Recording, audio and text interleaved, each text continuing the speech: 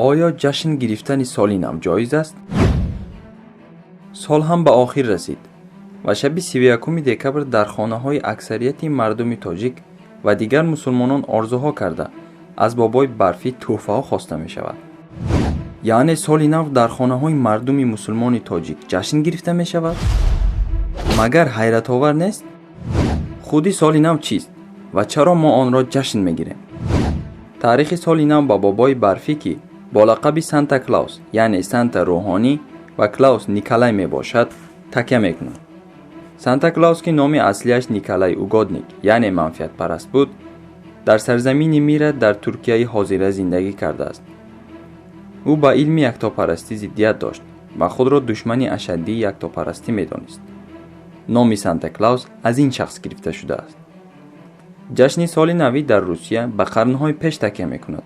تقریبا هر سال روز 29 دکبر روس‌های اسلاویان یک دختر زیبا را انتخاب کرده او را به درخت ارچه می بستند و تا از سردی هلاک شدنش او را همانجا نگاه داشته پس شکمش را پاره کرده اعضای او را به ارچه می آویختند و از روح‌ها مدد می طلبیدند. اعضای دختر را حیوانان وحشی تناول می کردند و به اعضای باقی مانده نگاه کرده پیشگویی سال آینده را می کردند. در همان زمان این دختر را ملکه برفی یعنی سنگوروچکا و اجرا کننده این کار غیر انسانی را بابای برفی یعنی سانتا کلاوس می نامیدند. چطوری که قید کردم سال نو به دین ما اسلام هیچ وابستگی ندارد. با خود مثال آورید، همسایه دارد و اون نصرانی است.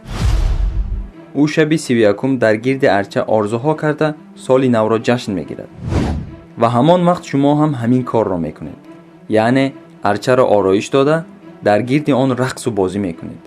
این همسایه نصرانی شما را دیده چی میگوید؟ آیا این همسایه من نصرانی شد؟ گفتنش طبیعی است. هنگامی که این نصرانی از عمل شما را به خود شباهت میدهد، پس شما چطور میتوانید حدیث پیامبر را که فرمود کسی به کدام قوم پیروی نماید او از آنهاست رد کنید؟ پس جواب با وجدان و ایمان شماست. آیا به مسلمانی تاجیک می شاید روزی رستاخیز با نصرانی ها در نزد الله باز ایستد؟ آیا این را می خواهید؟